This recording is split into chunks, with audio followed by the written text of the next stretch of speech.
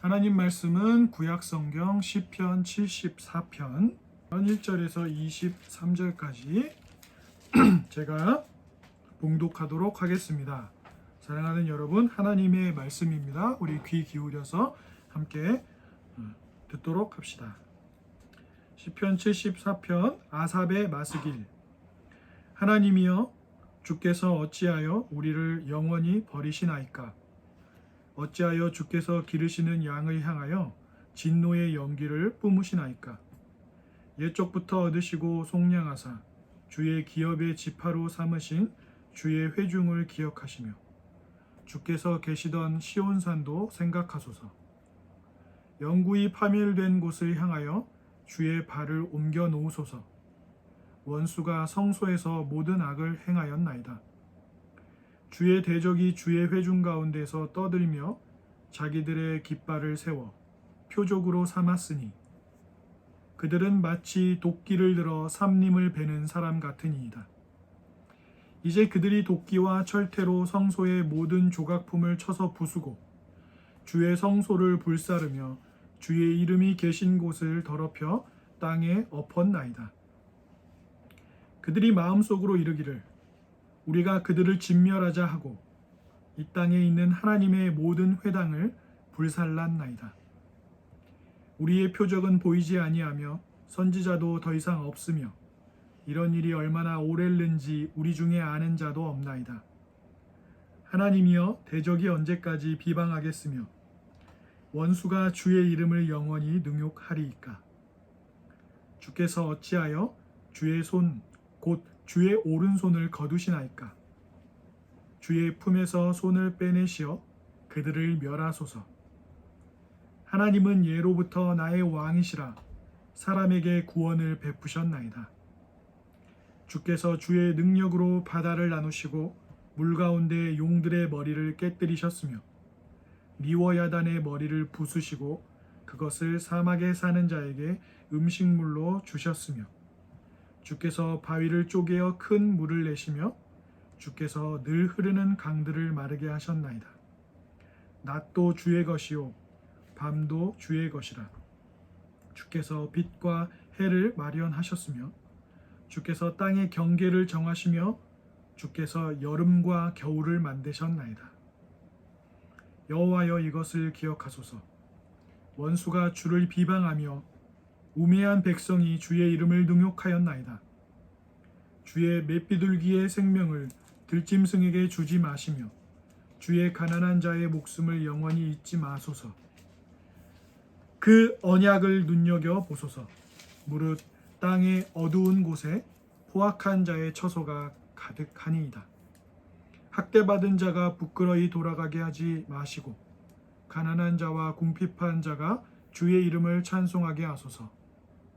하나님이여, 일어나 주의 원통함을 푸시고 우매한 자가 종일 주를 비방하는 것을 기억하소서.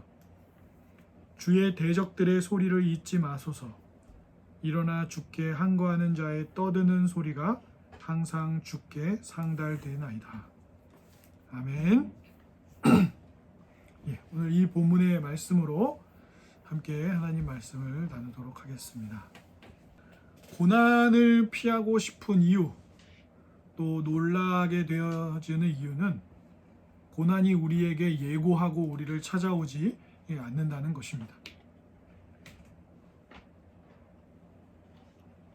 또 고난이 우리를 찾아왔을 때 더 힘들고 우리를 어렵게 만드는 것은 이 고난이 언제 우리를 다 지나갈지, 언제 이 일들이 끝날지를 알 수 없는데 그 고통과 어려움이 있습니다. 그 예측할 수 없는 고난의 많은 일들이 우리를 놀라게 하고 참 어렵게 합니다. 오늘 시편도 당연히 자신의 아픔을 하나님 앞에 토로하며 하나님, 언제까지 이 일이 계속되겠습니까? 라고 부르짖는 내용으로 시작되고 있습니다. 이 시편의 배경은 북이스라엘과 남유다로 나누어졌던 이스라엘 백성들의 나라가 먼저 아수르에 의해서 북이스라엘이 주전 722년에 멸망하게 됩니다. 그리고 남유다가 남아있다가 남유다도 주전 586년 BC 586년에 바벨론에 의해서 망하게 되죠. 그런데 바벨론에 의해서 망하게 되긴 했는데 한 번에 이렇게 망했다기보다는 이미 바벨론이 강대국으로 떠오르면서 그 고대 근동 지역을 패권을 잡았을 때에 이스라엘도 당연히 로마의 속국이 되었던 것처럼 한참 전이긴 하지만 바벨론이라는 아주 강한 강대국에 시달리고 있었죠. 그래서 이미 586년에 망하기 전에 약 주전 600년경부터 이미 속국이 되고 이제 조공을 바치는 나라가 되고 이미 그때부터 세 차례에 걸쳐서 망할 때까지 세 차례에 걸쳐서 왕족들, 똑똑한 사람들 이런 사람들부터 시작해가지고 포로로 끌려갑니다. 그 포로로 끌려갔던 사람들 중에 누가 있어요? 우리가 잘 아는 사람 있잖아요. 다니엘이 있어요. 네. 다니엘이 똑똑해서 끌려간 거예요. 먼저 586년에 확 망하기 전에. 네.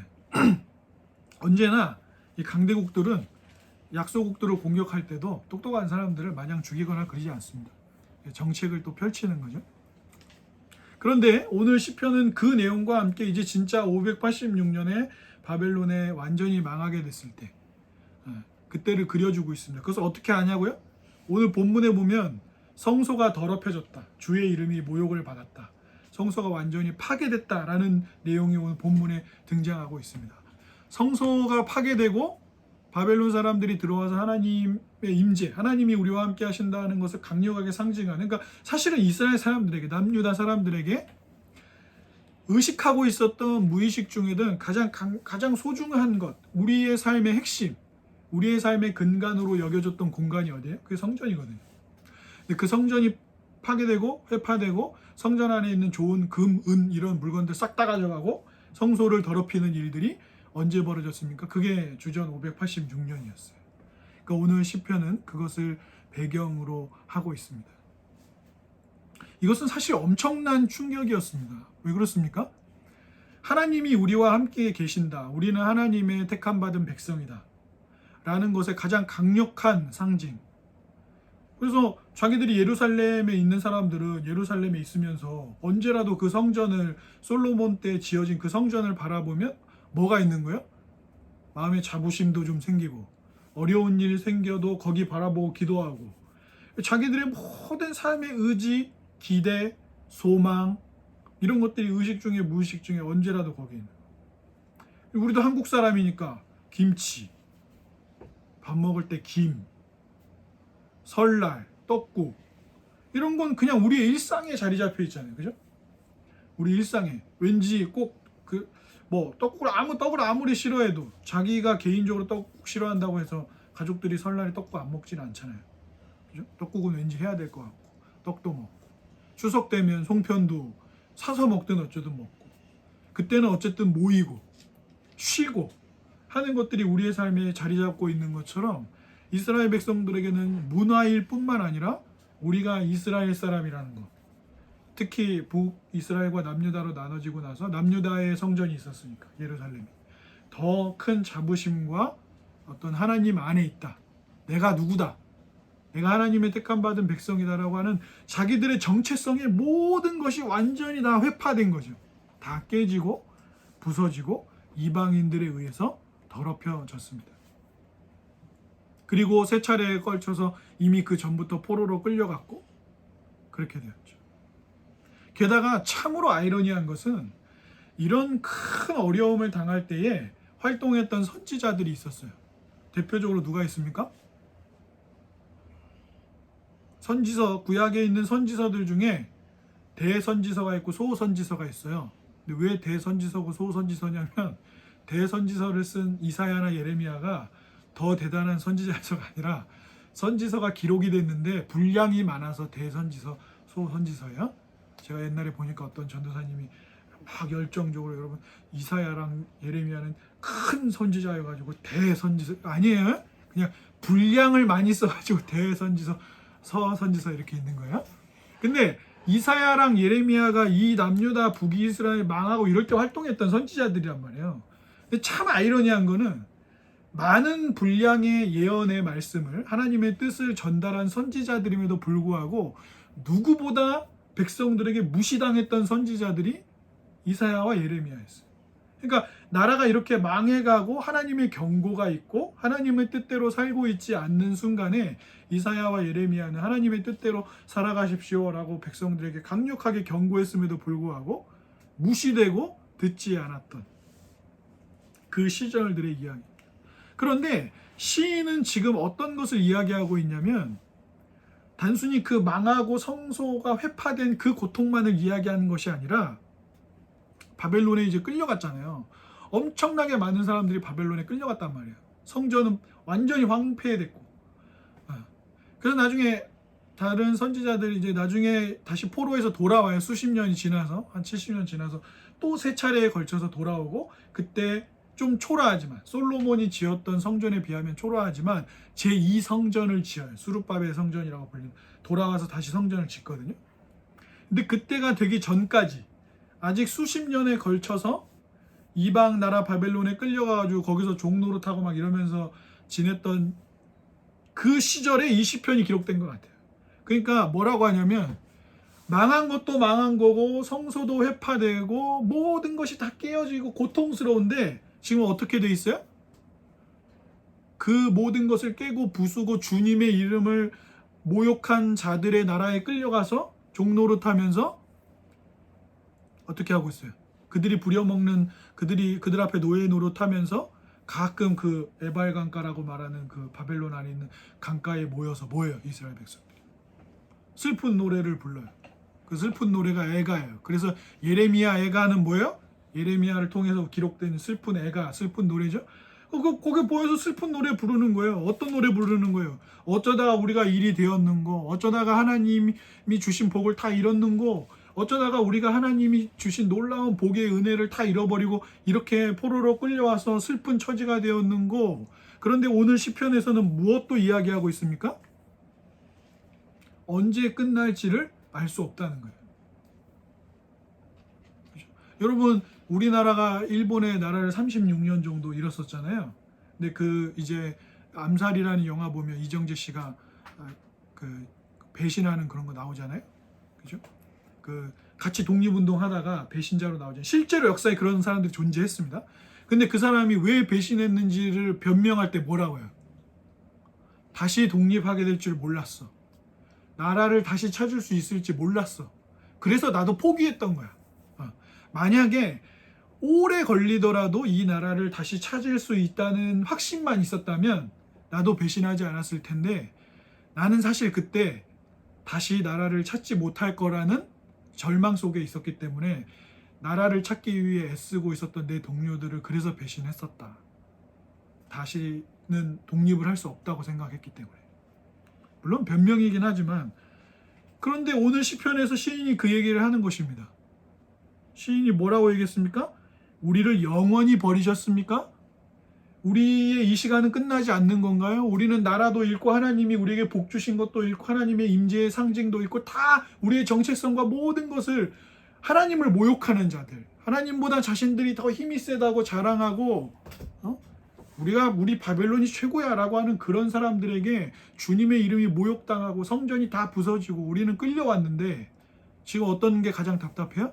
이 끌려온 노예 생활조차 언제 끝날지가 알 수 없다는 것이죠.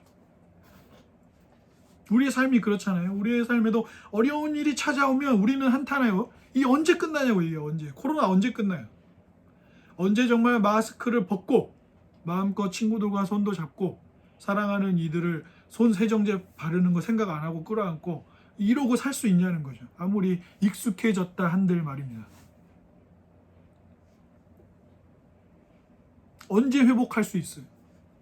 언제 이스라엘 백성이 죄를 지었기 때문에 나라를 잃은 것이었는데 이 죄로 인해서 깨어지고 부서진 우리의 삶은 언제 회복할 수 있냐는 거예요. 이 시인은 거기에 포인트를 두고 있어요. 그래서 시편 74편에 보면 회개하는 내용이 안 나와요.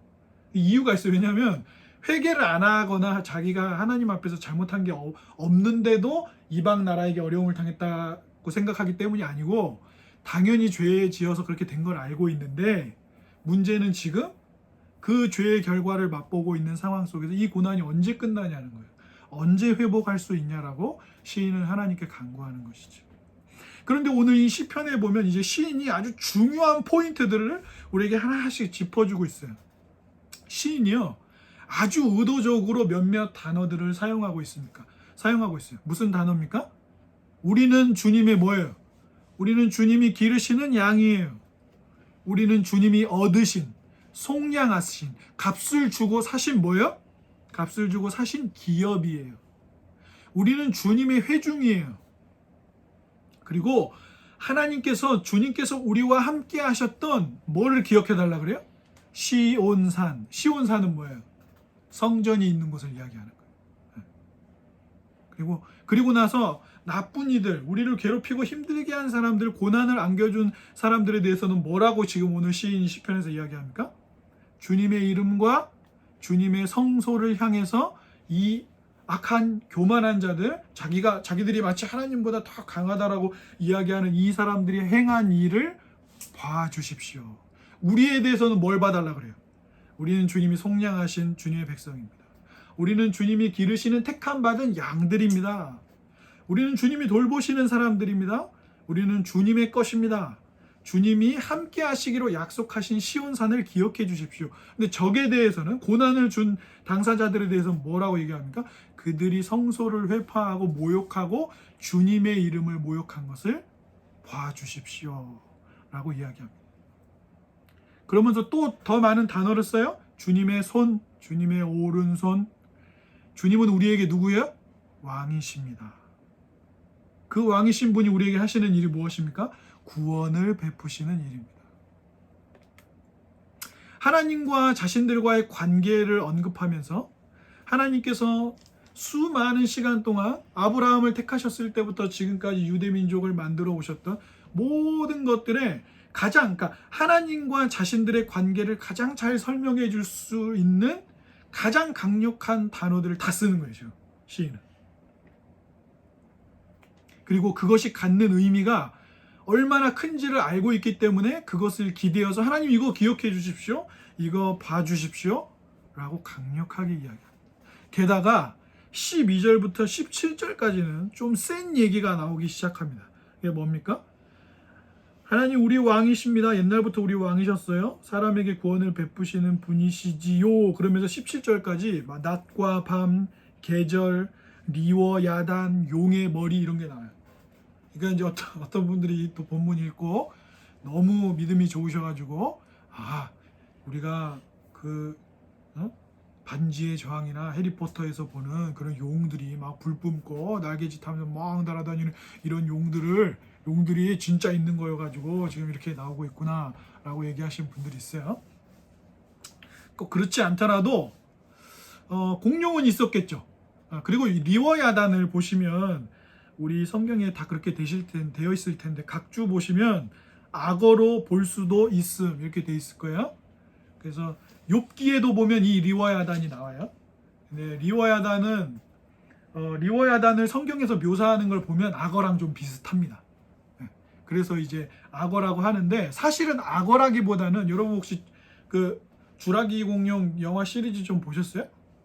거기에 바다에 사는 용 한 마리, 수룡 나오죠. 입 엄청 크고 점프해가지고 물 밖으로 나와가지고 이렇게 먹이 확 먹는 그 엄청 큰 수룡. 그게 나오거든요. 그 주라기 영화 보면 사실은 그런 종류의 동물에 훨씬 가깝지 않겠느냐. 그냥 악어보다는. 그런 이제 학자들이 얘기를 합니다. 근데 지금 이 얘기들이 왜 나오는 거냐면 고대 근동에 이스라엘 백성들이 살고 있었던 한참 전 그 시절에는 지금으로부터 한 2500, 600년 전이잖아요. 그러니까 그 시절에 고대 근동에는 어떤 것들이 있었냐면 강력한 용의 신화, 강력한 동물들에 대한 그런 두려움, 이런 것들이 이스라엘 백성들 빼고도 고대 근동에 많은 백성들이 살았으니까 그런 이야기들, 노래들 이런 게 많았단 말이에요. 그러니까 시인은 지금 뭘 얘기하고 있냐면 우리의 왕이신 하나님이시야말로 그 고대 근동에서 사람들이 너 용 봤어? 막 이러면서 허세 부리면서 너 그 용 얘기 들었어? 저기 말이야 바벨론 어느 지역에 가면 불을 막 뿜고 말이야 날개를 달고 막 하는 그 용이 얼마나 무슨 어떤 신이 그 용을 관장한대 막 이렇게 얘기하는 시절에 시인이 뭐라고 얘기하는 거야? 사람들이 얘기하는 그런 고대 근동의 모든 신화 그런 것들을 다 깨고 부수고 원하시는 뜻대로 다스리시는 분, 계절과 날씨와 낮과 밤을 주관하시는 분이 누구시라고 얘기하는 거예요? 하나님이시라고 얘기하는 거예요. 이 얘기를 왜 하는 거예요? 하나님은 모든 만물을 지으시고 다스리시는 분이라는 것을 시인은 지금 강력하게 하나님께 회복을 구하면서 얘기하는 거예요. 하나님 이런 분이시잖아요. 하나님 세상 사람들이 두려워하고 벌벌 떠는 그런 신화 같은 이야기들도 다 다스리고 원하시는 뜻대로 하시는 분이시지 않습니까? 나의 왕이신 우리의 모든 것 되신 우리를 속량하신 분이시여 라고 지금 시인이 아주 강력한 단어들을 뜻과 내용들을 다 사용하고 있는 것이죠. 그런데 제일 센 단어가 그러니까 이제 마치 이런 거예요. 하나님 우리 회복시켜 주실 것이죠? 하나님은 이런 분이니까 하나님 이렇게 행하시니까 우리의 회복은 가능한 것이죠? 라고 얘기하면서 점점 더 그 색깔을 진하게 가져가는데 이제 20절에 이르러서 가장 센 단어를 사용합니다. 이 단어는요. 하나님을 옴짝달싹 못하게 할 수 있어요. 이거 오해하시면 안 돼요. 하나님을 내 뜻대로 할 수 있다는 게 아니라 하나님이 약속하신 무엇 때문에 이 단어가 가장 강력한 거예요. 왜 그런 거 있잖아요. 뭐 엄마 아빠에게 뭔가 요청할 때에도 엄마 아빠가 내가 어떻게 하면은 꼭 나의 부탁을 들어준다 라는 걸 아이들도 몸소 경험으로 이제 알게 되거든요. 그래서 이제 아주 어린 애기들이 그런 아주 뭐 타임스퀘어, 영등포 타임스퀘어 이런 데 가갖고 레고 가게 가갖고 딱 들어 눕는 이유는 뭐예요? 일단 들어 누우면은 이거 10만 원짜리는 아니어도 2만 원 정도짜리는 반드시 얻을 수 있다는 확신이 이 아이에게 있는 거고. 그러면 딱 들어 눕고 으앙 하면서 눈에 눈물도 안 나는데 일단 들어 눕는 거예요. 그러면서 하는 이유는 내가 이거를 했을 때 우리 엄마 아빠 할머니 할아버지에게서 적어도 3만 원짜리 하나는 얻을 수 있다. 이 확신이 아이에게 있는 거거든요. 지금 시인에게도 이 단어를 하나님께 말씀드리면 하나님이 반드시 회복을 주실 수밖에 없다는 강력한 확신으로 쓰는 단어가 있는 거예요. 자, 오늘 본문의 20절을 한번 같이 읽어보겠습니다. 20절입니다. 74편 20절 시작. 그 언약을 눈여겨보소서. 무릇 땅의 어두운 곳에 포악한 자의 처소가 가득하나이다. 자, 하나님을 마치 하나님께 실제 그렇다는 게 아니에요. 제가 묘사하는 거예요. 마치 하나님께 이 단어 한마디만 드리면 하나님 이 기도가 강력하게 하나님의 뜻에 응답될 수밖에 없다는 강력한 확신을 가진 단어가 뭐예요? 그 언약이에요. 그 언약. 그 언약이 어떤 언약이에요? 우리 창세기 12장 한번 같이 가보겠습니다. 요것만 같이 한번 읽어볼게요. 창세기 12장 가보세요. 창세기 12장 1절부터 3절까지 말씀입니다. 아브라함부터 시작됐으니까요. 이스라엘 백성이. 자, 한번 같이 보겠습니다. 창세기 12장 1절에서 3절입니다. 한번 같이 한 목소리로 읽어볼까요? 시작. 여호와께서 아브라함에게 이르시되 너는 너의 고향과 친척과 아버지의 집을 떠나 내가 내게 보여줄 땅으로 가라. 내가 너로 큰 민족을 이루고 내게 복을 주어 내 이름을 창대하게 하리니 너는 복이 될지라. 너를 축복하는 자에게는 내가 복을 내리고 너를 저주하는 자에게는 내가 저주하리니 땅의 모든 족속이 너로 말미암아 복을 얻을 것이라 하신지라. 이때만 그랬을까요? 제가 다른 말씀도 하나 읽어드릴게요. 아담과 하와가 에덴 동산에서 쫓겨날 때 하나님이 뭐라고 하셨습니까? 저주하기도 하셨지만 하나님 또 이렇게 말씀하셨습니다. 여호와 하나님이 뱀에게 이르시되 내가 이렇게 하였으니 내가 모든 가축과 들의 모든 짐승보다 더욱 저주를 받아 배로 다니고 살아있는 동안 흙을 먹을지니라. 내가 너로 여자와 원수가 되게 하고 내 후손도 여자의 후손과 원수가 되게 하리니 여자의 후손은 내 머리를 상하게 할 것이요 너는 그의 발꿈치를 상하게 할 것이니라.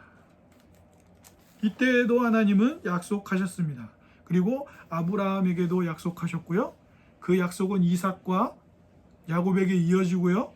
그 약속의 그림자는 요셉을 통해서도 나타나고요. 모세하고도 약속하셨고요. 모세를 통해서 이스라엘 백성들하고도 시내 산에서 언약을 맺으셨습니다. 그리고 우리가 지난번에 읽었던 사무엘 상에 나왔던 말씀에도 하나님은 다윗과도 언약을 맺으셨지요. 이 언약의 내용들은 다 무엇입니까? 하나님이 그들의 하나님이 되시고 그들은 하나님의 백성이 되며 그들을 통하여서 또 그 한 후손을 통하여서 복을 얻게 될 것에 대한 아주 강력한 약속이 담겨 있습니다. 그리고 이 약속이 이 언약에서 시인이 그 언약이라고 언급한 이유는 그 언약에는 무엇이 담겨 있습니까? 하나님께서 내가 너희의 하나님이 되겠다, 너희의 구원이 되겠다 라고 뭘 거셨죠? 나중에 아브라함하고 또다시 이 언약을 하나님 말씀하시는데 창세기 15장에도 나오고요 17장에도 나옵니다. 그때에 하나님이 가장 강력하게 뭘 걸었어요? 자기 자신을 거십니다. 이 언약은 반드시 성취된다, 이 언약은 반드시 이루어진다 라고 하면서 뭐를 걸어요? 자신을 거셨어요. 하나님 자기 자신을. 그래서 더 웃긴 건 아브라함에게는 아무것도 걸게 하지 않으십니다. 무슨 얘기예요? 내가 너희의 하나님이 되고 너희는 내 백성이 되며 너희에게 구원이 임할 것, 그 한 후손을 통하여 영원한 구원이 임할 것에 대한 강력한 약속은 곧 뭐예요? 하나님이 스스로를 거신 것이기 때문에 반드시 이루어진다는 이야기예요. 그 언약은 반드시 성취된다는 이야기예요.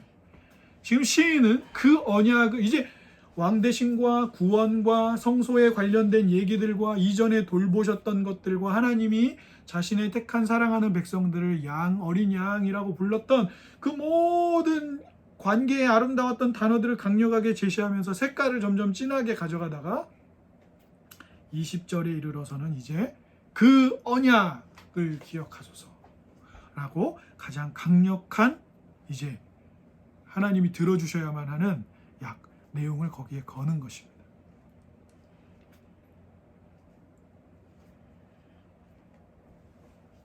많은 사람들이 지금 우리가 살고 있는 세상 속에서 고난은 어떤 거예요? 피하거나 전문가들을 통해서 우리의 삶에 찾아온 고난을 전문인들을 통해서 해결하면 된다라고 가르치고 있습니다. 고난이란 곧 무엇입니까? 우리의 인생에 있어서 불필요한 거예요. 그러니까 치워내야 되는 거예요. 빨리 해결해야 되는 거예요. 이 고난 자체로 뭔가를 얻을 수 있다거나 이렇게 생각하는 것이 요즘은 점점 옅어지고 있어요. 그나마 서구 사회보다는 아시아권이나 이런 쪽에 있는 나라들이 고난을 좀 많이 받아들이고 그 고난을 통해서 삶을 아름답게 만들어가는 거에 대한 인식이 상당히 높았어요.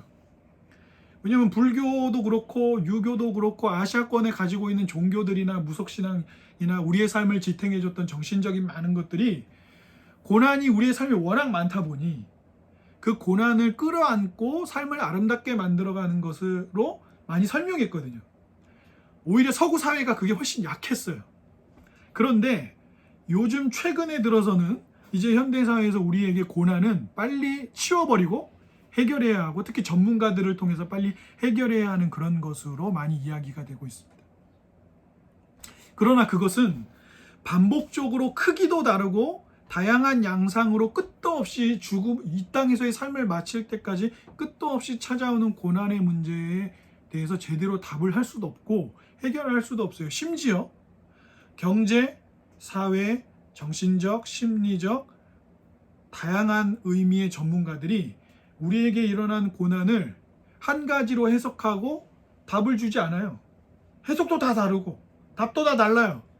그러면 전문인들을 통해서 빨리 이 불필요한 고난을 제거하는 일도 쉽지 않습니다. 이 고난의 모습을 제대로 파악하고 알지 못하면 제대로 해결도 안 되고 치울 수도 없고 회복의 길로 갈 수도 없습니다. 오늘 본문에서 시인이 자기들에게 일어난 일들에 대한 고난의 문제들을 인식하는 것과 마찬가지죠. 그리스도인들의 경우도 이전에 그 고난에 대한 현대인들이 이해하고 있는 내용이 우리 모두에게 해당되는 내용이라면 그리스도인들의 경우에 있어서도 이런 고난이 갑작스럽게 우리를 찾아오고 언제 이 고난이 끝날지 알 수 없을 때 신앙의 회의감을 갖기도 하고 기도를 멈추게 되는 일들, 또 말씀을 읽는 것들을 멈추거나 하나님과의 관계의 풍성함을 누리는 일들이 깨어지고 부서지는 일들이 다양하게 발생합니다. 감정적으로는 충분히 같이 놀랄 수 있고 동감하게 되는 측면이 있어요. 그러나 믿음 생활이라는 건 성경은 단 한 번도 우리의 믿음 생활이라고 하는 것이 그리스도를 믿기만 하면 고난이 우리를 피해간다라고 가르친 적이 없어요. 오히려 예수님은 예수님의 제자들에게 구원의 놀라운 복을 설명하시면서도 너희들에게 고난도 있을 것이다 라고 말씀하셨죠. 믿음이란 하나님을 섬김으로써 좋은 결과를 얻어내는 것이 아니다 라는 걸 기억할 필요가 있습니다. 왜 이 말씀을 드리냐면 갑작스러운 고난이 찾아오거나 아니면 고난이 길게 우리의 삶을 잠식해 올 때 많은 그리스도인들이 내가 지금껏 이렇게 멈추지 않고 예배해 왔고 내가 이렇게 지금껏 하나님을 섬기면서 선교에도 동참했고 말씀을 배웠고 헌금 생활도 열심히 했고 봉사도 했고 직분도 가졌고 그랬는데 왜 이 고난이 나를 찾아왔는가 라고 질문한다면 이 질문은 틀린 질문이 아니에요. 근데 문제는 그 질문을 던지면서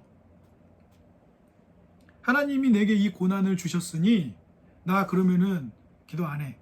나 자포자기야. 나 이렇게 할 수 없어. 내가 하나님 앞에 이렇게 해왔는데 하나님 내게 이런 일을 주셔? 그러면 도대체 이 믿음을 갖는 것, 신앙을 갖는 게 좋은 점이 뭐가 있어? 라고 하면서 마치 자신과 하나님의 관계를 자신이 뭔가를 잘하고 수고하면 하나님 자신에게 복 주고 그렇지 않으면 하나님이 복 주시지 않는 분으로 하나님과의 관계를 이해하게 된단 말이죠. 근데 문제는 과연 복음이 그런 것이냐 하는 것입니다. 우리는 이런 문제들을 가지고 있어요. 그런데 오늘 본문에서 시인이 여전히 끝도 없는 이 노예 생활 속에서 모든 것이 망가지고 부서진 자신들, 하나님께 택함받은 백성이라는 자존심이 완전히 다 구겨져 버린 상황 속에서도 여전히 하나님 앞에 서서 기도하고 있는 이유는 무엇이었을까요? 소망과 확신과 회복에 대한 기대는 왜 놓치지 않고 가지고 있었을까요? 끝이 없어 보이는 고난 속에서 우리는 뭘 기대할 수 있는 걸까요? 아까 우리가 본문에서 보았던 것처럼 매에는 장사가 없지만 언약은 그 모든 것 속에서도 회복과 소망과 구원의 기대를 가질 수 있는 근거가 된다는 것입니다. 왜 그렇습니까? 하나님께서 자신을 그 언약에 매어 놓으셨기 때문이에요. 아름다운 창조의 자리에서도 하나님은 아담과 하와에게 언약을 말씀하셨습니다. 뭐예요? 모든 것은 뜻대로 먹어라. 모든 것을 뜻대로 나를 대신해서 다스려라. 그러나 동산 중앙에 있는 선과 악을 알게 하는 나무의 열매는 먹지 마라. 그렇게 언약에서 시작됐죠. 그러나 인류의 불행, 우리의 고난의 궁극적 핵심에는 그 언약을 깬 그때로부터 고난이 시작된 것입니다. 그럼에도 불구하고 하나님은 언약을 깬 아담과 하와 인류의 대표인 그들을 향하여 정령 죽으리라고 말씀하셨던 언약을 그대로 실행에 옮기지 않으십니다. 오히려 아담과 하와에게 기회를 주시고 아담과 하와에게 복음을 말씀해 주십니다. 그들을 유혹하였던 뱀이 머리를 상하게 되어 죽을 것이고 그 뱀은 겨우 그 후손의 발목을 상하게 하는 정도밖에 하지 못할 것이라는 것을 말씀해 주십니다. 그리고 우리는 그 언약이 어디서 성취되었는지를 알고 있습니다. 어디입니까? 그 언약의 궁극적 성취, 다윗이 바라보았던 언약의 궁극적 실체, 아브라함의 후손이라고 말되었던 언급되었던 그 실체는 어디에 있습니까? 그리스도를 통해서 성취되는 것이고, 그리스도를 통해서 그 궁극적 언약이 성취되었다는 것을 우리는 잘 알고 있습니다. 그래서 신약 성경에서도 제가 읽어드릴게요. 누가복음 1장에 이런 말씀이 등장하고 있습니다. 세례 요한의 아버지였던 사가랴를 통해서 기록된 말씀입니다. 이렇게 말합니다. 하나님은 우리 조상들을 긍휼히 여기셨으며 그 거룩한 언약을 기억하셨으니 곧 우리 조상 아브라함에게 하신 맹세라. 우리가 원수의 손에서 건짐을 받고 종신토록 주의 앞에서 성결과 의로 두려움 없이 섬기게 하리라 하셨도다. 주의 백성에게 그 죄를 사하시는 구원을 알게 하시리니 이것이 하나님의 긍휼이라. 그러면서 세례 요한의 아버지였던 제사장이었던 사가랴가 그리스도의 오심을 이렇게 누가복음이 시작되면서 노래하고 예언하고 있습니다. 이때에도 사가랴가 강력하게 언급하는 건 뭡니까? 그 언약입니다. 그 언약이. 뿐만 아니라 히브리서에서도 히브리서 8장에 이렇게 설명하고 있습니다. 우리의 구원을 이렇게 설명합니다. 또 주께서 이르시되 그날 후에 내가 이스라엘 집과 맺은 그 언약이 이것이니 내 법을 그들의 생각에 두고 그들의 마음에 이것을 기록하리라. 나는 그들에게 하나님이 되고 그들은 내게 백성이 되리라. 구약을 인용하여 히브리서가 예수 그리스도의 구원을 우리에게 또 설명해 주고 있습니다. 한 구절만 더 말씀드리겠습니다.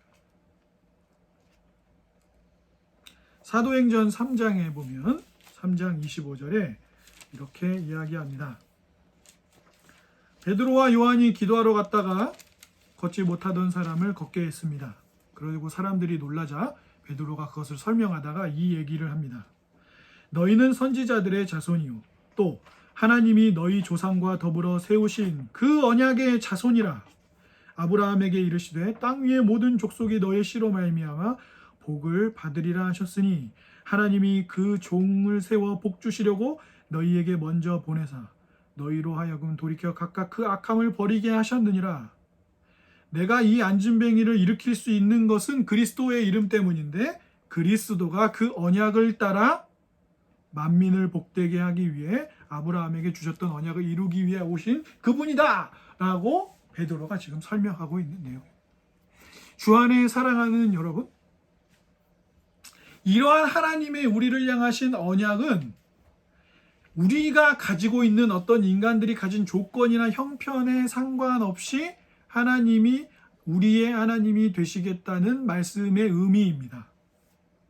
우리가 잘났기 때문에, 우리가 순종했기 때문에, 우리가 무엇을 했고 어떤 조건과 이유를 가지고 있기 때문에 하나님이 우리의 하나님이 되신다는 것이 아니라 우리는 서로를 찌르고 아프게 하고 죽이고 하나님의 언약을 깨고 그래서 서로를 부시고 자연도 부시고 서로의 삶을 깨고 부시고 그리고 또 어떻게 합니까? 스스로의 삶조차 부수고 깨는 언약을 깬 인생들인데 그래서 고난의 자리에 있게 되어지는데 그래서 하나님의 이름을 우리를 공격하는 사람들뿐만 아니라 우리 스스로가 하나님의 이름을 욕되게 하는 자들인데 하나님이 어떻게 하시겠다고요?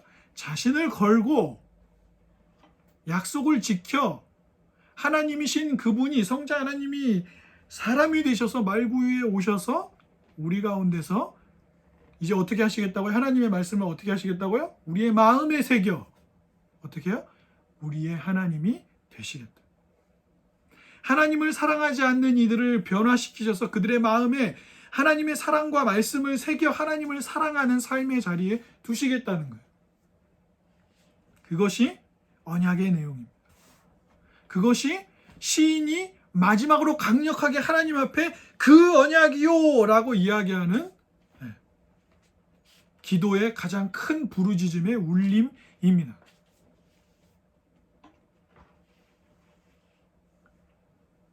하나님과의 관계의 회복은 거기에 있고 영원한 안식과 소망을 누리는 일도 거기에 있습니다. 그래서 우리가 사랑하는 사도 요한이 요한복음을 기록하면서 이 말을 하고 있습니다.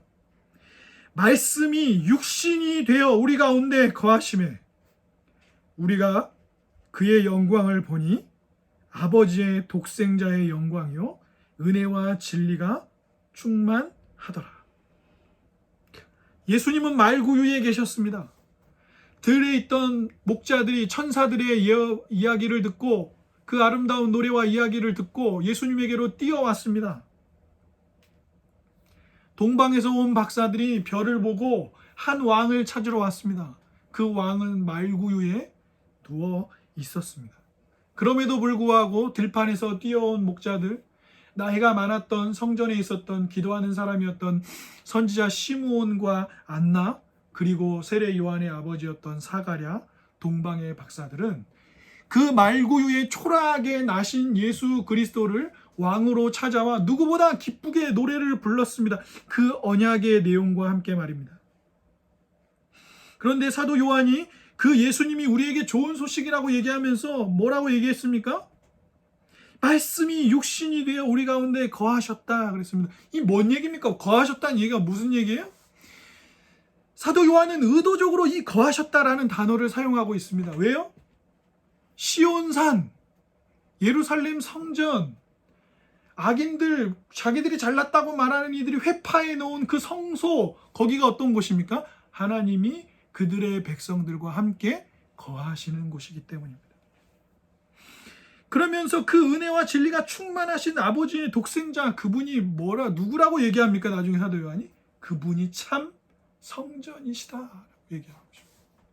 시인이 시편 74편에서 다 걸고 얘기하고 있는 하나님이 우리의 기도를 반드시 들어 회복시켜 주셔야만 하기 위해 중요한 단어로 내걸었던 모든 단어를 사도 요한은 나중에 요한복음 전체 안에서 예수 그리스도에게 다 성취된 것으로 이야기하는 것입니다.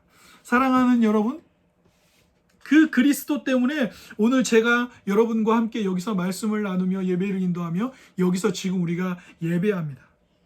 사랑하는 여러분, 우리 함께 지어져가는 교회가 그분의 이름, 그분이 충만히 거하시는 은혜와 진리가 충만하신 그분의 이름으로 우리가 지금 여기 모였습니다. 그분의 이름으로 예배합니다. 그것이 우리에게 가장 큰 영광임을 놓치지 마십시오.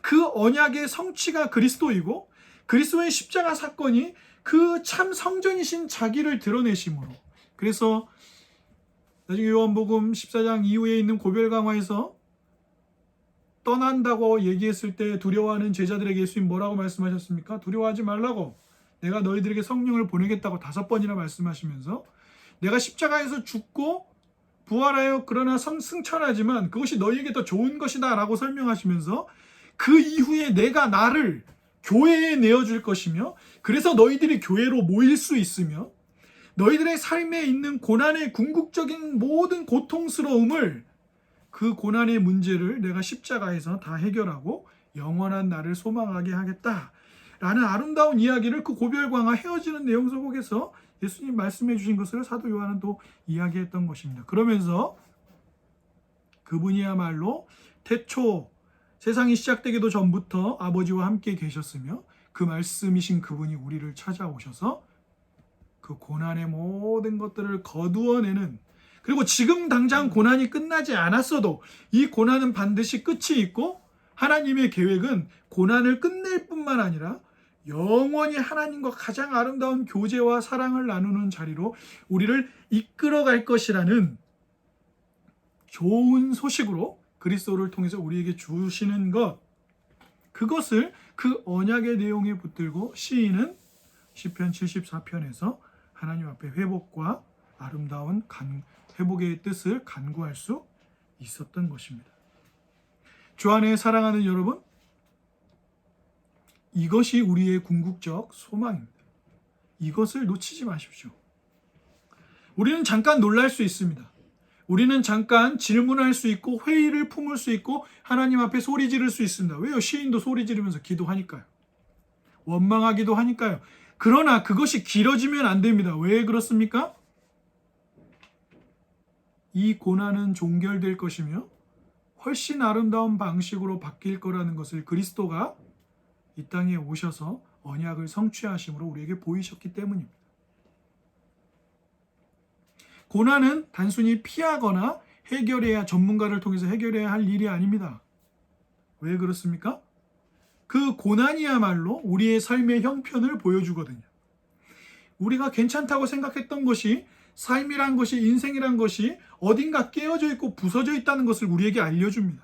그리고 그 부서짐과 깨어짐이야말로 우리를 어떻게 합니까? 그리스도께로 이끌어갑니다. 그리고 그 속에서 우리는 참된 언약을 성취하신 그리스도를 통하여 이 고난에 참된 답을 찾아갈 수 있는 것입니다. 사랑하는 여러분, 잊지 마십시오. 여러분이 개인적으로 성경을 읽거나 기도하는 그 시간에, 그리고 우리가 주님의 이 부르심에 합당하게 이렇게 나와 교회를 이루며 이 자리를 지켜가는 거기에 사가랴의 노래, 동방박사들의 노래, 목자들의 기쁨, 마리아의 찬가, 그리고 우리의 삶의 고단함의 끝이 거기에 있음을 잊지 마십시오. 그래서 예수님은 우리에게 좋은 소식이고 복음입니다.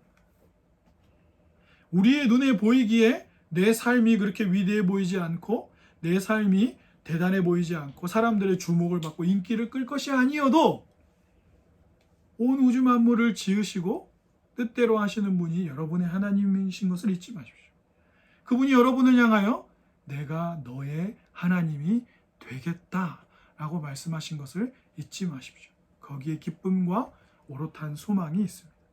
우리 모두가 그 언약을 이루신 그리스도를 통하여 소망과 확신과 회복의 기쁨을 잃지 않는 삶이기를 바라고, 또 우리를 통하여 고난 가운데 힘들어하고 있는 이웃들이 고난의 의미와 응답을 찾을 수 있기를 주님의 이름으로 축복합니다.